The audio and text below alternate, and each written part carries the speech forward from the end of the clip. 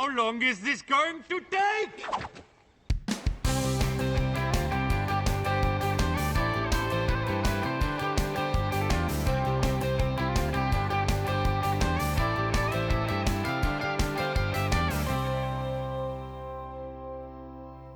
Hi everyone, I'm the Broken Meeple. Win or lose, I'm going to be honest with you. And today's another top 10 list. We're going basically through a few of the ones that I did ages ago and decided they needed an update after about 5, 6, 7 years as they were old.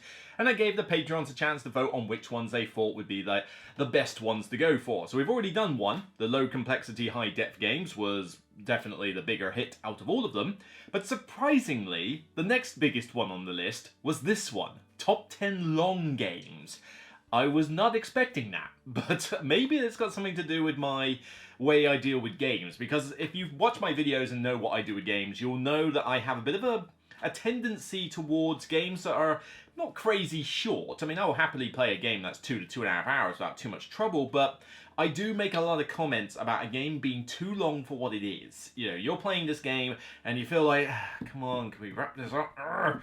Or games that require you to spend good 3.5, 4.5 hours of investment, and I don't feel that you get the necessary, like, fun factor to warrant that time. You know, some games are crazy long, and they need to be crazy long. And you get that fun factor for the time length you're playing it for. And that's kind of what this list is going on about. This is not just simply my 10 favorite games that just happen to be long. And when I say long, well, we'll get onto that in a minute. You know, this is more a case of, right, here are 10 games I really like, but knowing that they are long, am I still getting enough enjoyment out of them being long? Or is it only because I love the game so much that I'm actually justifying it? You know, are there some games here which I wouldn't necessarily rank higher than others on gameplay alone, but given how long they are, I feel like, yeah, you know what, I'm invested for that time and it warrants the time length done. I mean, it's going to be subjective here and there, and going back to the previous comment about like, oh, it's, you know, how long is long? Well, for me, long is 3 hours plus.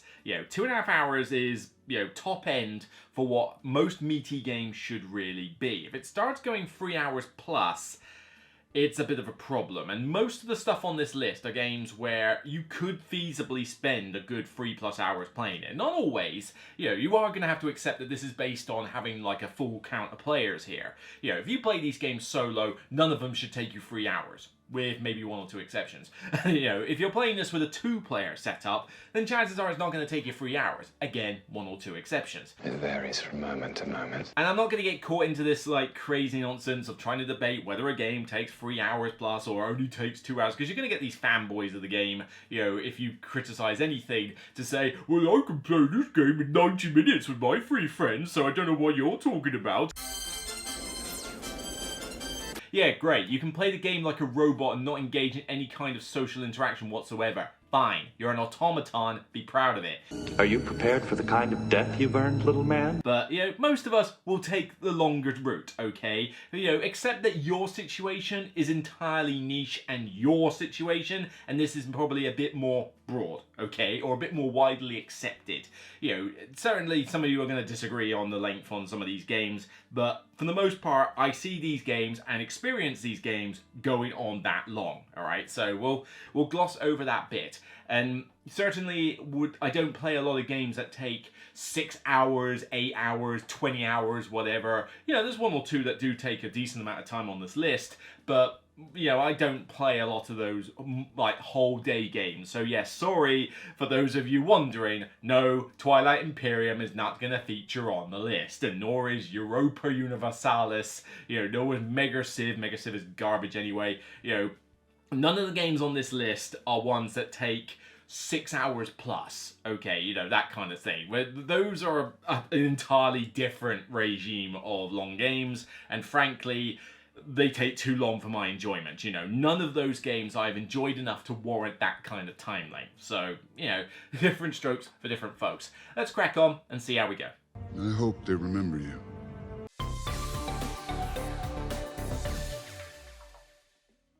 Hopefully this guy's going to sit on my shoulder all the way. You might notice it's one of the plushie, like, it's a plushie of one of the creatures out of Wondrous Creatures. Yeah, you know, they gave it to me as a little gift last Essen, so it's all quite nice.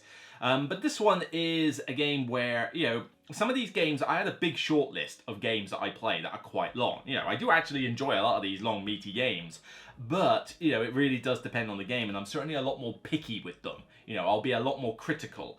But if the game doesn't feel like I'm playing it for that long, or if I feel like I'm involved or thinking about the next few turns, then I don't mind it as much. So on that front, this one, I'm surprised to hit my number 10, is Great Western Trail, the New Zealand version. I won't play the other versions for 3 hours plus, but New Zealand can take around the 3 hour mark. I mean, it shouldn't take any longer than that, but it does take about that 3 hour mark, particularly when you go to include the insane setup time for this one. It is a bit of a chore, especially solo, but with Great Western Trail New Zealand, it's kind of odd because there's a lot of stuff I can think about before my next turn. I've got my new hand of cards and I have this ready before my turn is going to start, so I can think about it ahead of time. And on top of that, you do have a decent amount of rewarding stuff you can do on your turn. You move to a location, do what it says, you could play these bonus cards, it could get you other things. You know, you might be doing a sale at Washington or whatever it is, or Wellington, I think, in the New Zealand version. So, you know, so you do have these other aspects. And, you know, while other players are taking their turns, they are influencing the board state. They're sticking locations on that might tax you, sticking those stupid little hazard things in your way, nicking things that you might have wanted, influencing the sheep market. There's a few bits and bobs that do, like, depend on the other players being there. And yes, a solo game does, you know, replicate this quite nicely, hence it's pretty decent solo mode, actually. But when I play this, I don't necessarily feel like I'm playing it for the full 3 hours. The time seems to flow by quite nicely, and I do at least care about what the others are doing. I'm not sat in a position where I could be, you know, dilly-dallying on my phone doing something else, you know, like some of these other bigger games can be. This one I just feel like, you know, it's not necessarily, do I wish it was a 2 hour max time limit? Yes. But the fact that it goes on longer doesn't seem to bug me as much with this one. And it's quite surprising because after all the hate I gave the first edition of Great Western Trail, the fact that the second edition could bring out this New Zealand version, which just seems to pop for me, you know, solid, you know, decent one. So it can go on pretty long, but I don't seem to mind it with this one. Sometimes I don't believe I know you. Hopefully you can't hear the annoying kids outside, but this is what happens when you live on an estate and it's sunny. I'll send FizzKick to deal with them later. But my number 9, you might cry foul because it is my favourite game of all time, but honestly, I do feel like I do have to care a little bit what the other players are doing, and this one is, the gameplay is just that solid. Like, the gameplay is just so much fun that, for me, that I don't mind this one taking a while because I like doing what I'm doing, because I can plan 3 or 4 turns ahead, thinking, alright, better do this, and I'll do this, and I'll do this. Now, something might influence my decision there, but for the most part, I can sort of think quite a long way ahead as to what turns I want to do. It's Ark Nova. Now, you might think, well, why the hell is this not my number 1? Remember, I'm not ranking this based on which ones do I enjoy the most, because then you might as well just look at my top 50 and just count them from there. Here I am thinking about whether I care too much about it being long, and with this one, it's only particularly long when 4 players. When you play this with 3 players, it's not so bad, and I tend to play this quite a lot, you know, on the Steam app or on PGA and stuff, but we're ignoring stuff like that because obviously time length is completely different when you try those out. But even when this game goes on long, I think I just like the gameplay so much that it doesn't bug me that it's going on for a while. Certainly I will be sort of ushering on a few people if they're APing too much, but, you know, if you are taking your turns and planning ahead of time, then the game should go at a decent pace throughout those 2.5 to 3 hours that you're playing it for. And if it goes on to like 4 hours plus, then it's a learning game or somebody's really taking their time. But, you know, this can go on to about 3 hours. Do I wish it didn't? Yes, although to be honest, they tried to make it shorter with Sanctuary. Check out my review as to why that one was only barely average in terms of its rating. But, you know, I just love the gameplay in this one so much. You know, I love the typewriter mechanic, the animals, the theme, that gets me into it, looking at what other people are doing with their zoos. And I do have to pay some attention to the other players. You know, we are racing for those little objectives, the green objectives there. So you do need to pay attention to what they're doing. You are looking at what type of animals they're focused on, influencing what you kill from the display or what you're willing to, you know, look for. You are definitely thinking like, well, when are they likely to end the game? When are they going to grab bonuses and that? So there are aspects. The coffee break, another great example. You know, when's that coffee break going to trigger? Well, you're not the only person who has influence over it, so they do. So there are little bits here and there that do take this out of being just a complete solitaire game. But I'm placing it lower on the list because I will admit this is definitely at the lower end for, right, this game is going on for a long time. I don't mind it because I love the gameplay so much, but I think it's coasting a little bit on that. So I think to rank this any higher might be a little bit unfair. But it's definitely, as a it is my favorite game currently that I play. I play this loads. I don't mind bringing it out with 3 players to play a long game of it because I'm enjoying myself. Do I wish it could be shorter? Yes. Do I want my lion that I've kept in my enclosure to maul the person next to me who's APing like crazy? Yes. But that's just the way it is. You know, I do really enjoy this one, but yeah, I'm capping it at 9. It's a bold strategy, Cotton. Let's see if it pays off for him. My number 8 is the only Lacerda game on the list. I have tried to keep it so that I don't have, I mean, 2 from the same publisher is fine, but 2 like same designer and all that kind of thing, probably not so much. I think this is the only example where I would have that issue though, which is Vital Lacerda. Yes, I've been giving him a bit of crap lately with the, you know, my less than stellar impressions of Speakeasy recently, which was an interesting, you know, feedback to get for that one. But also that Weather Machine was average and Inventions bored me to hell, you know, so certainly his new stuff is not working for me. You're going to burn in a very special level of hell. But his old stuff is where he shines, and, you know, in this case I had to decide between 2, and it was either Kanban or Gallerist. I'm giving the edge to Kanban in this occasion. The reason that Gallerist was an honourable mention because the Gallerist has a mechanic where you have influence built up, and if you have enough influence when somebody kicks your worker off, you could potentially take your turn, like an extra turn, shall we say, by spending influence. That's all well and good, and it keeps you involved. The only downside of that is that it's a bit of a catch-22 situation, or double-edged sword, I'm not sure which of the two, but it's the fact that, yes, if you're in that situation, you get to do something before it's your turn again. If you're not in that situation, you're sat there waiting a bloody long time before it's your turn again. So it is a little bit of a problem at times, as well as being good at times. Kanban I give the edge to, because this one does take a while. You are playing this for a good old 3 hours to play this, although it can go shorter sometimes. But this one is it's strategic and tactical in a very nice blend. I mean, I think one thing that certainly does make me enjoy a long game more is the theme. So the nature theme of Ark Nova helps. You know, the sheep theme of New Zealand is nice. I like sheep, I like animals, so, you know, that theme works for me there as well. But here, you've got the theme of being the workers in the car factory and putting the cars together, blueprints, parts and all that, dodging your annoying boys? Probably because I watched The Boys the other day.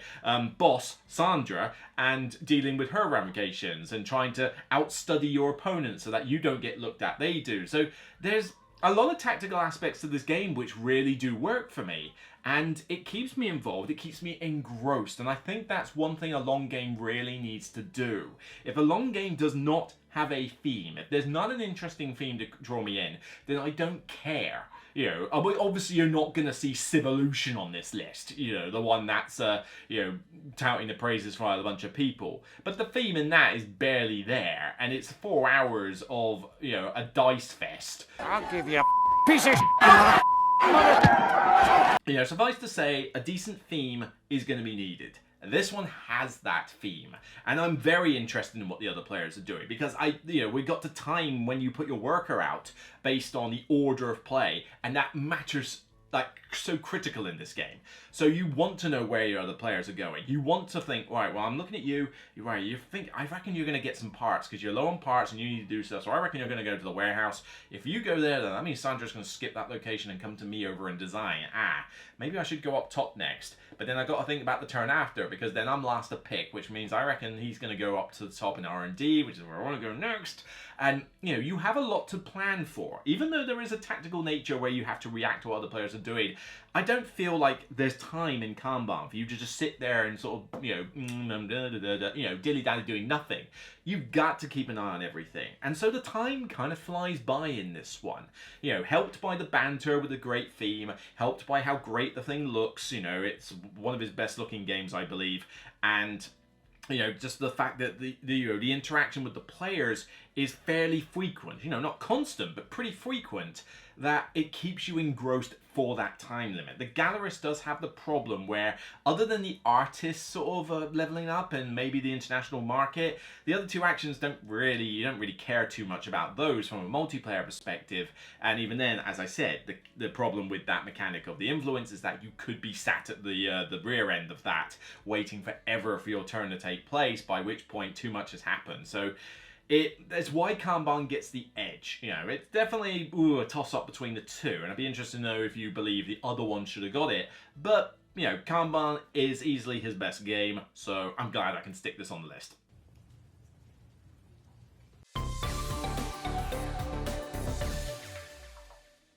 Number 7, we are venturing into an IP now. We're going to venture into a very popular IP. This game does take a while to finish. I mean, if you play it solo, it's going to take a fair while to finish anyway, but if you play this with multiplayer, 3 or 4 players, you're going to be here for the long haul. But the IP is interesting. The IP is a famous one. It is one that keeps you engrossed. The game tells a story for everybody playing. You occasionally will interact with each other, though not too much, but the theme and what's happening in the game is enough to keep me engrossed, and that is Star Wars Outer Rim. Outer Rim, you can't see it on the camera, but it's over there in the corner. It's the far left for me, the Fantasy Flight section. Conveniently, well, we'll get onto that later. But, Star Wars Outer Rim, yes, it's long. You're going to be playing this for a good 2.5, 3 hours plus. 3 hours plus easily when you play this with 4 players. But, it's Star Wars. You're already invested in it because, well, hopefully you're playing this game because you like Star Wars. So that kind of helps. But, the bounty hunters that you pick, you get into the characters, you almost like roleplay it a little bit, you're doing different missions, you're telling the story of your bounty hunter, which might intersect with others, people messing around with the patrols, or the other NPC factions and stuff could be a factor. Hell, somebody takes the person on their crew. It's like, you got 2 back on your crew. Well, sucks for you. I got a bounty on his head, so gimme. So I'm coming for you. You get those sort of aspects now and again, and it keeps it entertaining for the length that it is.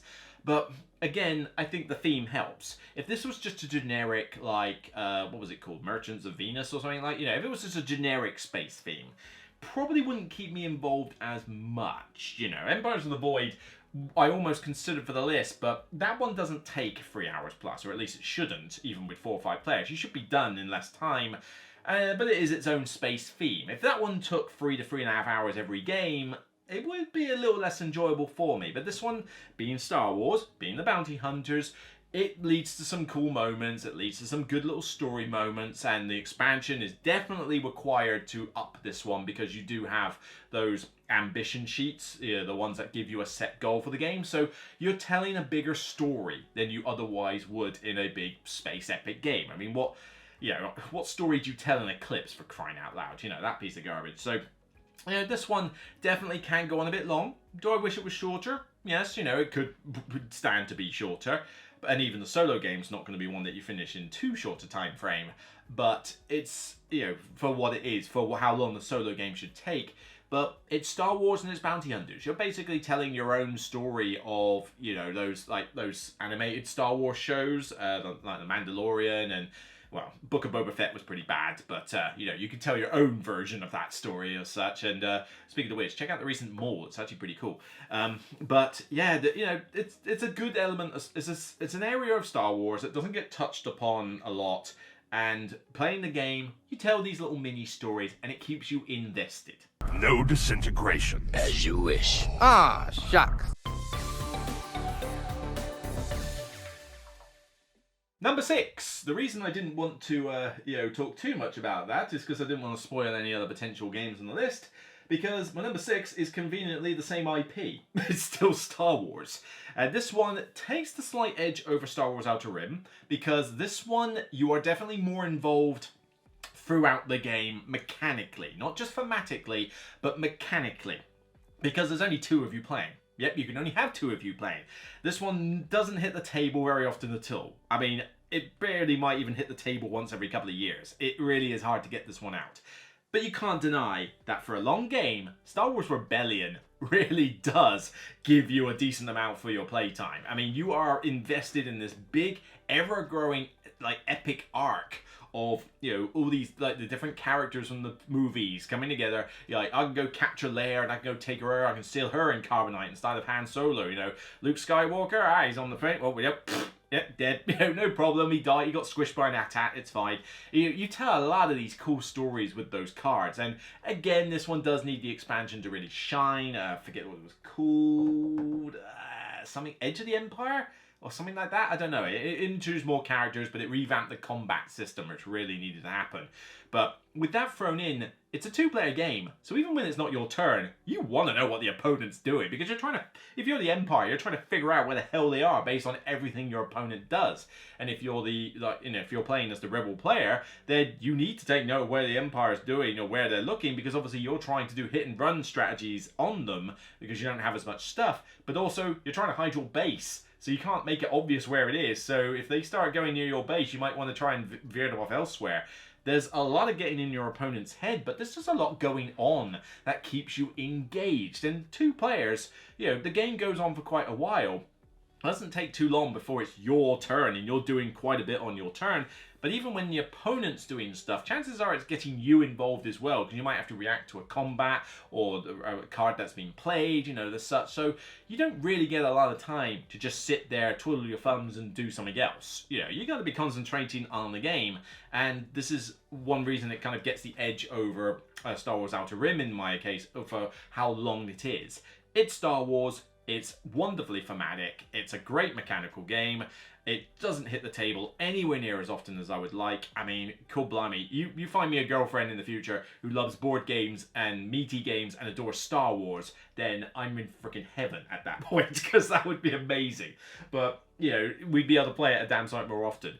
But it's still on my shelf, despite the fact that it doesn't get played that often, because of how great it is when you do get it played. Most of these sort of games I would have sold by now, you know, or only kept because they were expensive Kickstarters or something. You know, Zyre Legends of a Drift System is probably a great example. Not on my list. It's way too long for what it is. You know, I'll only play that game solo, and even then it takes forever. So it's you know, some of these games have already long gone. But this one sticks around because it is just that good for a long game. That's not how the Force works.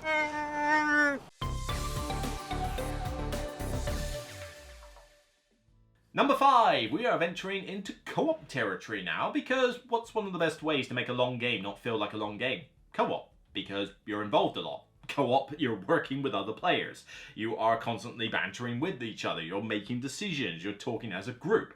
So naturally that keeps you engaged. Although some co-ops can go on too long for what they are and feel like, okay, yeah, this co-op probably should have ended a bit of a while ago. But this one has the story element to go with it. Now, there is a caveat with this one. This one is Mansions of Madness 2nd Edition. And the caveat is that it does depend on what scenarios you're playing. You could play a scenario that only takes about 60 minutes, 90 minutes tops. You know, there are short scenarios in the game.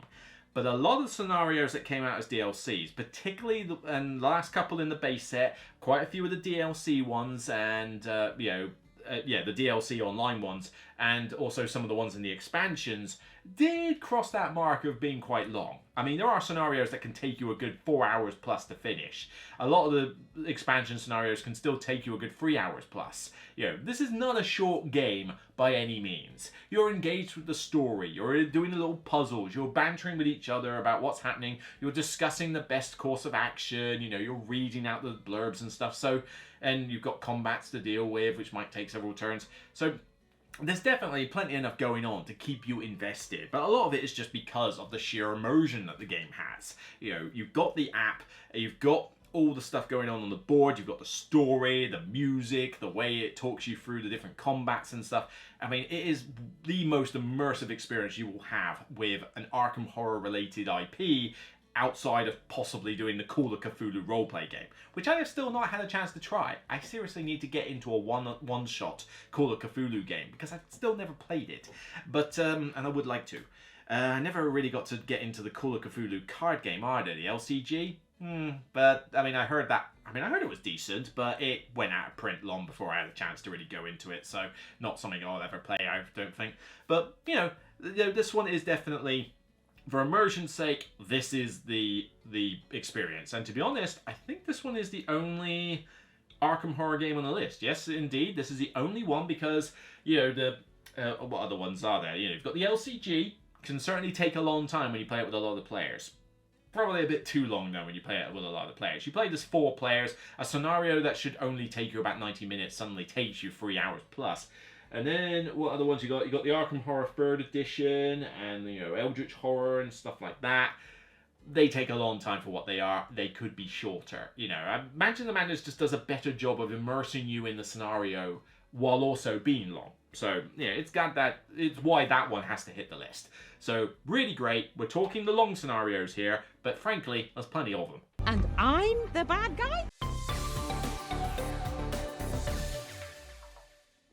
My number 4, you probably are going to be shocked by this one, because I pretty much have never spoken about this one before. Well, I have, but just very rarely. It's either not the right criteria, or it's just not in my top 50. It probably hits my top 100, barely. I mean, it's not like one that I rate as highly as a lot of other games, even though it's still easily, I think, an 8 out of 10 for me, possibly a 9 out of 10, depending on the circumstances. But it is quite a niche game. Because this one, you need to have a good 3+ hours spare, 3 to 4 hours. You need to be into negotiation games, which a lot of people are not. I am, but a lot of people aren't.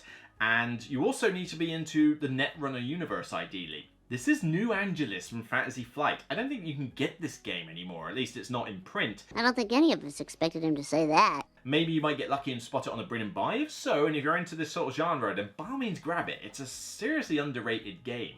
This one is a game that you want to play with the max player count ideally, a bare minimum 5. But if you can get 6 players, fantastic. It's going to take you 3 to 4 hours to play this easily. But you're involved in every step of the game because you've got the cityscape where all of you play one of the Netrunner corporations, Jinteki and there are various other ones. I forget, Hasbiroid. I forget all their names. It's been ages since I played the LCG. But the idea is that with this one, you play one of those corporations and each one has a different little quirk that they can do to help the city, like, thrive. And each of you wants the city to thrive because if it goes to pot, then bad things happen. The government steps in and goes, right, you corporations have had too much power, we're stepping in. But one of you, potentially in a 6-player game, wants to have the city tank. You've got the Federalist. So you've got a hidden traitor in a 6-player negotiation game. But even though all the players are trying to stop the city from tanking bar one, you're still corporations. You're still greedy CEOs. You want the most money to win the game. You can trust me with your entertainment. So you have a secret rival that you're trying to have more money, like capital, for them than them by the end of the game. So you not only do you have to have the city survive, but you also need to be better than that rival. And you can have shared victories because some people will obviously, do that and some people won't. But man, you're involved because every turn you are negotiating for the use of these particular assets and the use of like the powers of the various corporations. So it's like, right, look, we need to get the police guys in there because we need to stick some enforcers down because crime rate's going up the scale. Okay, cool. Yes, but we also have some outages everywhere, and that's going to cause some problems, so maybe I should turn the lights back on. Well, yeah, that's true, but, there's sickness going around here, and me as Jinteki would like to heal the wounded, because if they don't, we're just going to have a massive plague. All of which are legit points, but everybody's greedy, because everybody's got their own agenda, and you're negotiating over these asset cards, which are very powerful cards, very useful, and everybody wants a piece of them. Not everybody's going to be saying, yeah, you know what, you can have it because I'm feeling generous. No, I'm a greedy CEO. And if we know one thing about American CEOs, they're greedy as hell. There is no nice CEO, okay? I mean, just look at the video game industry and hell, the movie industry. But, it's just one of those cool things that you're always involved throughout this game. 3 to 4 hours, doesn't matter. You're always in at each other's throats, in a good way. But it's negotiation, it's Netrunner, it carries that theme really well, so you're immersed. And, by the end, it's so rewarding, particularly if, like me as the Federalist, at the very last minute, pull a fast one and go, yep, you voted for me to take control of the situation. It's all good. Sucks to be you guys.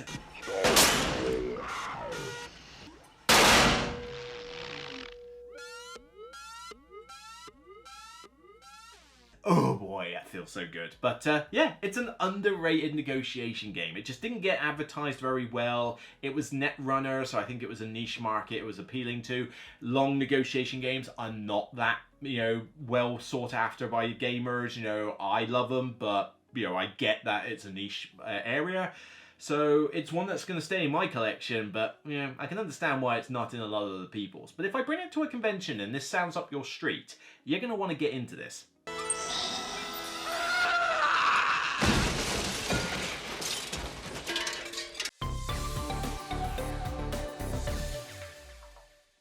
Number 3, we are staying with the co-op thing now. So back with the co-ops, and this one is one of my favorite co-ops.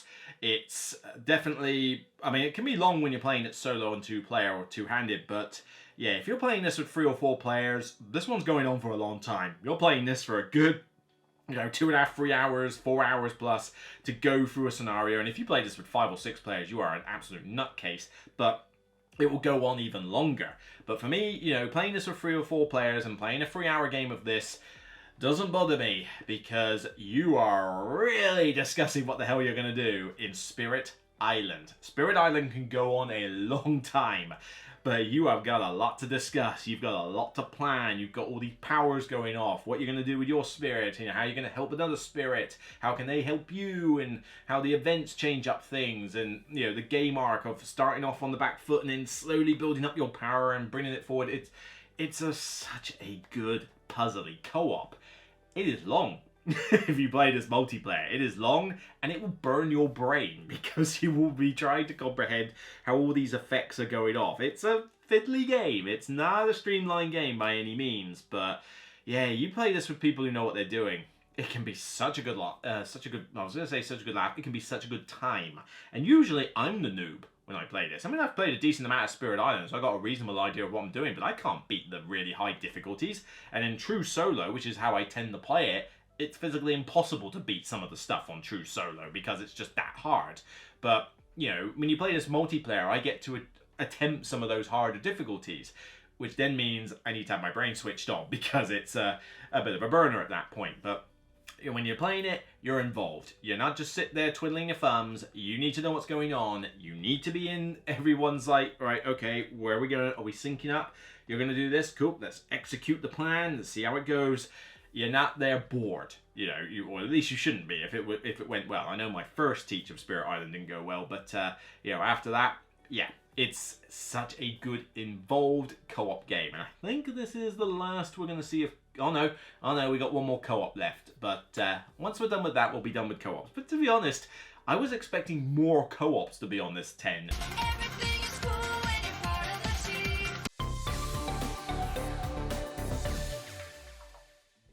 For number 2, what I'm on about is the king of long co-ops. Yeah, this one is...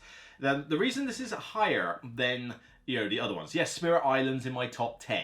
This isn't in my top 10 games. Didn't come far off, but it's not in my top 10, right? I'm not ranking these based on how much I enjoy the game. I'm also basing it on how long is the game as well as how much I enjoy it. And this one is long. I think on this list, this is the longest game I have. People will play their Twilight Imperiums, people will play the Europa Universalises and all the other, big Civ games. And I love a good Civ game, but Civ games can go on way too long. You can really be just like, come on, can we get a move on, guys? This is taking forever. And Europa Universalis had that same problem. I enjoyed my first play of it, but man, it doesn't need to be that long.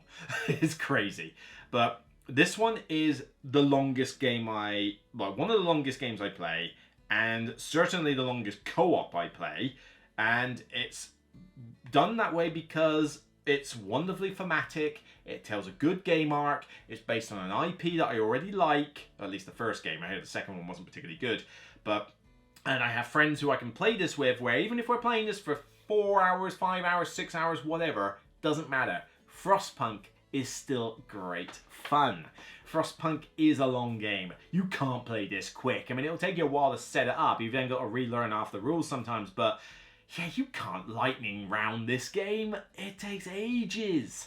It's long. You might only be playing a good 10 rounds of the game, 10 to 12 rounds. it's going to take you a while to get through those 10, 12 rounds. You've got a lot to discuss with your friends. You've got to think, well, what am I going to do with all this? You know, where am I going to, are we going to focus on saving the children? Am I going to put them in the factories? Hey, if necessary. You're a monster! Are we gonna, worry about food, worry about heat? We are in trouble here. The storm's coming up. All right, let's check out the next story card arc. Oh, great, we got people believe religious cult in the street now. Now, how are we gonna deal with this problem? It's you're involved. And even when you play the solo, you're not lightning round this one. I mean, every time I play this solo, I'm still playing this for a good 3+ hours. It takes a long time to play the game, and that's when you know exactly what you're doing. But if you're thinking about what you're going to do, planning, thinking about the other things that you can do, there's no way you can do this quickly. You're going to spend a good quarter, half of your day playing this game. But I get a kick out of it. It's just it takes ages, and it's definitely, as I say, one of the longest games I play, hence it's definitely got to be pretty high up this list, but I still enjoy it despite that length. The time does fly by a little bit, but, and again, I think it's the strong theme. The strong theme comes through, and even though, you might argue that having other players there doesn't really add a ton, I don't tend to play this game with a full count of 4. I'll usually play it with 2 or 3 of us. And then all other times will be solo. But even solo, this game takes ages. So it doesn't really matter what player count you're at. This is a long game, through and through. Anybody claims Frostpunk is not if anyone claims Frostpunk is a short game, you are absolutely mad, okay? You're mad as a hatter, and I question what powers you have over the concept of time. But I really enjoyed this one. Wonderfully thematic, tells a great game arc, based on a cool computer game. It had to be on my list. Won't somebody please think of the children? Gee, I wonder what my number 1 is, eh? Hey, I wonder what it could possibly be. What could my number 1 possibly be? I mean, if you've seen my top 50 lately, if you've seen what I've said about this game on other top 10 lists, or just in general, anticipated expansions, that kind of thing, about how this is just basically a stellar design, if you don't guess this is my number 1, then you really aren't paying attention.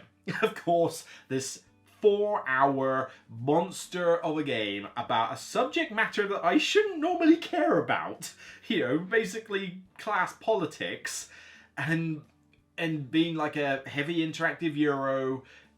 There's a lot of stuff about this game that I shouldn't like, but I love it. I played it at the last convention only a few weeks ago, and it was just such a fun game again, as the middle class, the avocado eaters, winning the day against the others. Hegemony. Of course Hegemony's my number 1. I mean, this is a game that easily takes you 4 hours to play, no matter who you're playing this with. You play with the 4-player count. I mean, 3 players is still going to take you a fair while, 3 hours plus, but 4 players is going to take you 4 hours plus easily. No questions asked. But you're in it every step of the way. Even when it is not your turn. You do wish that maybe some people would hurry up on their turns, but at the end of the day, everything they do influences you. I want to propose bills and do an immediate vote here. That fundamentally changes the landscape. I want to open these companies. Now you're working for me here. And it's like, oh, what are those workers for me? Now what? The state is now offering benefits to other people. It's like, that's changed things. Okay, what can that happen? The working class is proposing a bunch of bills for later. And it's like, oh, okay, are you sure you don't want to make that immediate? I mean, if you're willing to chuck in the cube and make it immediate, I could help you on this one. I'm negotiating with you. This game is just, you're involved. It's so good. I love this game so much. I mean, it's my number 2 game of all time. Only shy of Ark Nova. This is just one that I get such a kick out of, and I cannot wait to see what they do with the expansion coming out. I mean, it's going to be ages before it's released. I mean, we haven't even got that many details of it, but it could be really awesome. But given how hard this game was to balance and design and integrate, how the hell you're going to design an expansion for it, I don't know, but I cannot wait to find out. Introducing policies to do with environmental concerns and crime rates and stuff. That could be, especially given what's going on these days. I mean, it could be a lot more, shall we say, relevant than you think. But yeah, 4-hour game of this. It's long. It's basically, one of the 3 games I might play on a day at a convention or something, because it's going to take that long. But it's so good. love it, love it, love it. I'm involved. I'm always engaged. I'm not bored. You know, I mean, yes, one or two people could maybe hurry up and take their turns a bit quicker at times, which is why this is not a game I like to teach unless I'm playing this with friends. You know, I do not like to teach randoms this game.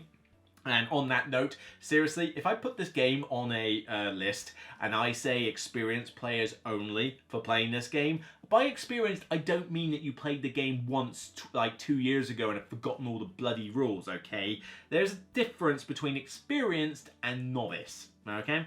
That is slightly annoying, but, you know, that's on me. I need to give more detail, apparently, on the, you know, want-to-play lists. But, yeah, you know, that aside, still love it. It's long, one of the longest games I have in my collection. It's just solid in loads of different respects. A Paramount design that is definitely a niche game as well. I mean, not a lot of people aren't even going to touch this game for what it is, but those who love it, and it is just so cool that I can play this at least once every convention with somebody, you know, with at least a group of 3 people, because there are a good amount of fans out there for this. I mean, yeah, love it, love it, love it. I never get involved in politics.